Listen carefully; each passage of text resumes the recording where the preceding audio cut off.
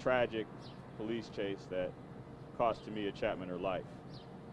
We're here today because, well, for the family, the Cochran firm, and myself, we have worked really hard to do the investigation that took place to make sure that we would hold this city, as we told you, accountable for the reckless and wanton acts that the police officers took that cost Tamia her life. What we found during that is that the city of Cleveland didn't follow its own policy, didn't follow its own procedure, didn't have common sense during the chase, nor any decency when they were involved in that. The supervisors didn't do what they were supposed to do, that was evident, and the city of Cleveland didn't hold any of them accountable for their lack of professionalism and accountability. Tamia will never come back. Ms. Chappman and her family life will never be the same. Tamia had told her mom the day that she went to school that she was going to change the world, and today she has done so. And how has she done so? She's done so by making sure that her name will be remembered and synonymous with accountability as it relates to police pursuits. We know that the city of Cleveland has not changed its policy. We know that the city of Cleveland has not had any accountability throughout the administration. We hope and expect that the Department of Justice will look further into this police chase or pursuit and/or other use of force cases and incidents within this police department. It is evident through recent news in the city of Cleveland that the city of Cleveland, and including our pursuit, has not changed from 2019. We understand they're under a consent decree, but we understand that the policies, procedures, and the culture is still the same. No other family should have to go through this tragedy. No other family should have to experience what Ms. Chappman and her family has experienced. We expect that our public officials, that includes the councilman, that includes the mayor, that includes our senators, and that includes our county councilmen, to put policies in place and put pressure on the city to change its police culture, to change how they police, to change and stop chasing. We felt that resolving this case at this point would be best for the family. It's been 4 hard, long years. This family has had an open wound, constantly dealing with it over the years in this pursuit for accountability. We believe that the result that we have settled has made that so.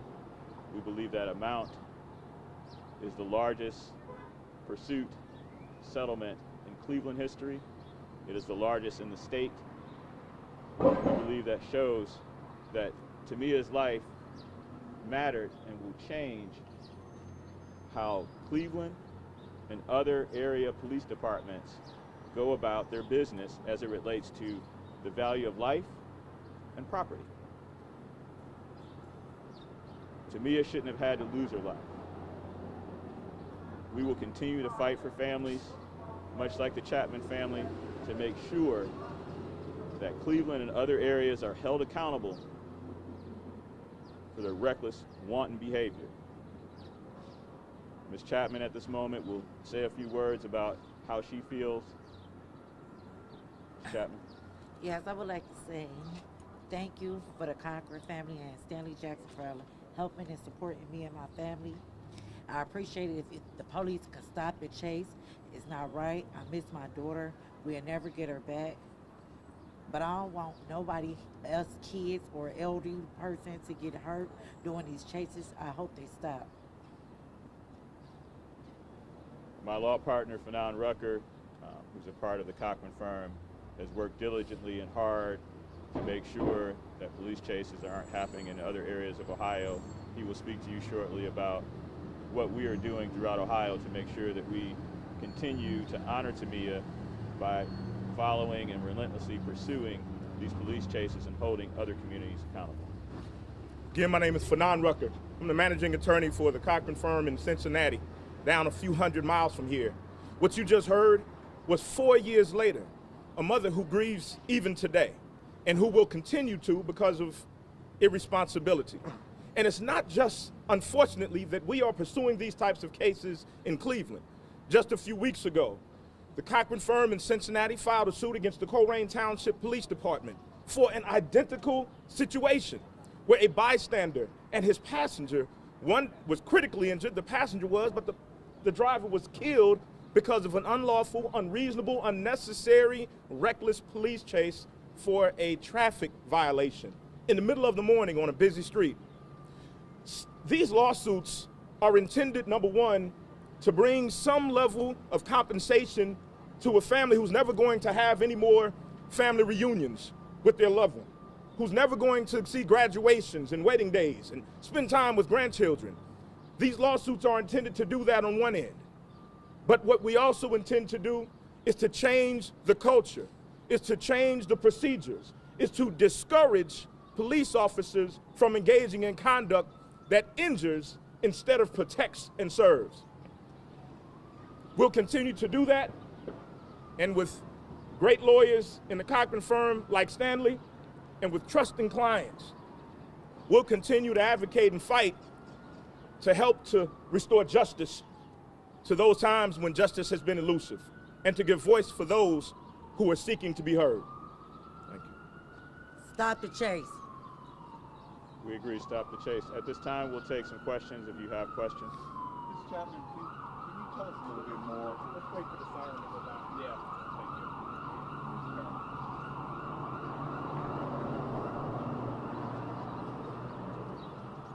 Ms. Chapman, can you tell us a little bit more about the last 4 or 5 years, what it's been like for your family and how this has impacted you and your family? It's been terrible for me and my family.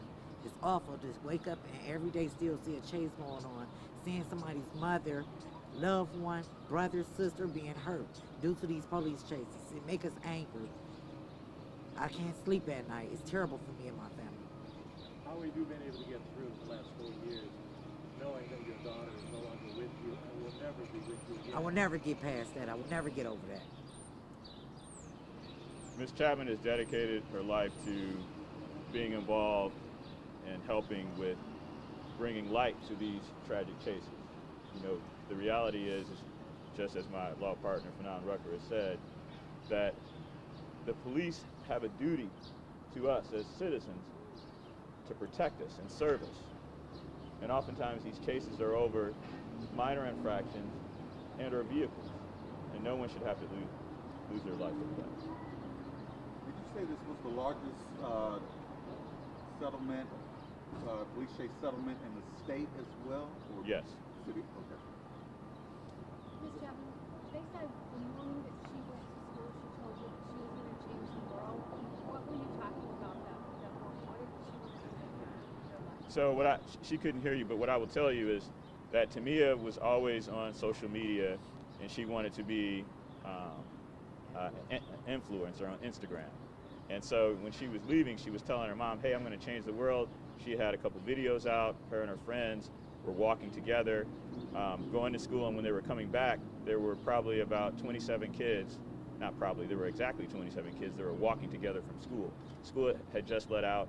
She was a leader in her own community, and all the kids had kind of gathered around her and always supported her. And so she was a light in that community. So when this happened, it really affected a lot of the kids in that area. Has the city given any indication of change and anything different moving forward? No, I think we all know that the most recent development that the city just hired someone in the administration who had a civil rights issue.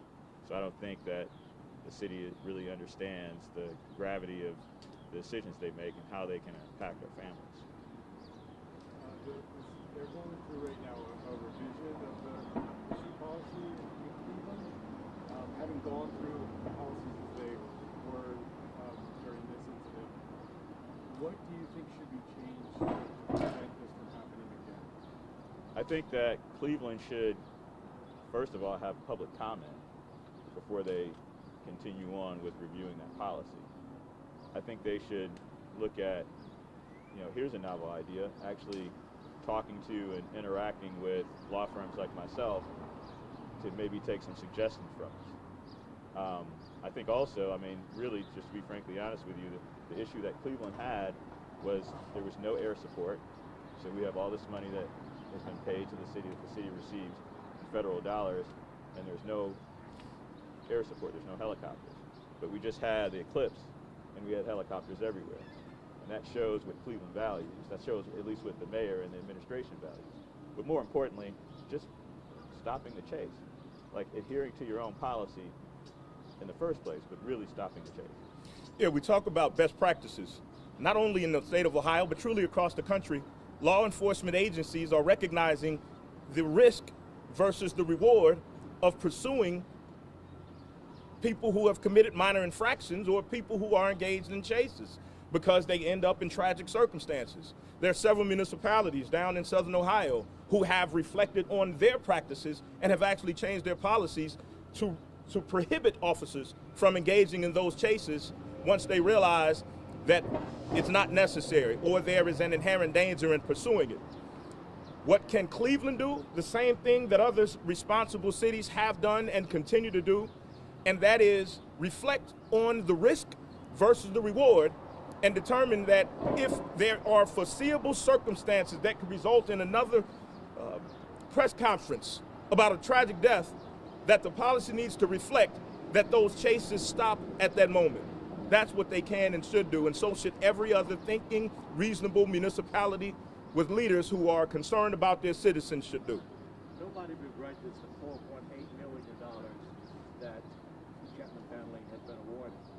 But there's another issue, and that is that money is coming out of the coffers of the citizens of the city of Cleveland. Is there a way to push for the city to make sure somebody else, not the citizens, pay? Because every time this happens, the citizens pay that $4.8 million or whatever it happens to be. Your thoughts on that? The reality is that we elect those individuals to make those decisions. We entrust them with the ability to be able to, as he said, the risk and the reward. So we have to hold those public officials accountable. They don't need to get reelected, right? They should be scrutinized, maybe put other people in place that are going to make better decisions so that we don't have that outcome. Yeah. I can offer two things. First of all, I'm the senior advisor for the Center for Social Justice with the Urban League, and we work with local municipalities to help them reflect on their policies. And yes, they have city managers, and yes, they have council members, and yes, they have mayors, and most of those individuals are elected. And when those individuals who are elected listen to the interest of the community that they serve, then they take steps and pass legislation that is reflective of that care that they're supposed to have. Also, I can tell you, I was an elected official for 13 years here in the state of Ohio. I was on the bench, so I didn't have to worry about the money issues and things like that. But the idea that we as public officials are beholden to those who we ask for their vote, we're asking them to trust us. And so then we, in all those public positions, have to return that care of the trust that they put in us.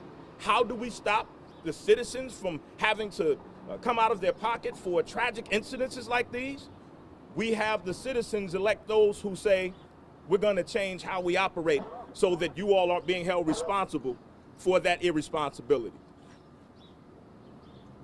Mr. Chappman, is there any sort of closure that this settlement brings, or how are you feeling today about the settlement?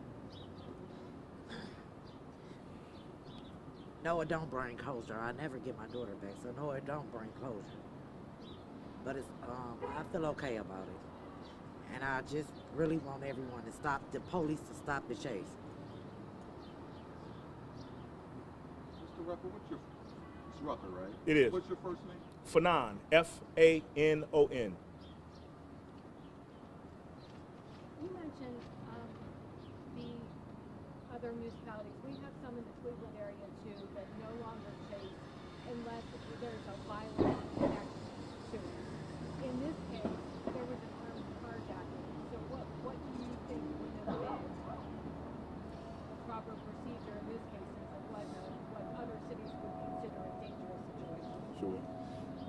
Understanding the impetus for the chase itself, and Stan Jackson can speak more about the particular details, where there was a point when it was recognized that this chase continuing was more dangerous than continuing it. And that's where there's a point of deference to decide this should not continue. Now, right, a lot of municipalities have said if it's a minor infraction, again, like the case I have down in southern Ohio, it was a red light violation that they continued and chased.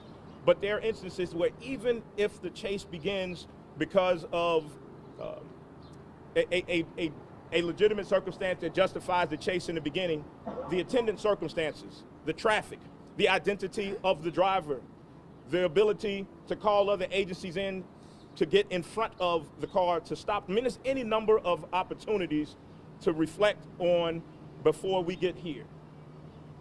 So, in addition to that, you know, our police departments, especially Cleveland, are highly militarized, meaning that there's a lot of funds that go into providing, you know, stop sticks, you know, helicopters, things of that nature, things that are less likely to result in an actual death. And those are things that, if the city is going to do that in that particular instance, they need to take that into consideration. The reality is that we don't need to have another death on or they don't need to have another death on their hands pursuing when there's other opportunities to be able to capture that individual. Ms. Chapman, one last question. What would you want people to know about your daughter? What would you like for people to know about your daughter? Oh, that she was an amazing young lady, a talented, beautiful, phenomenal young lady.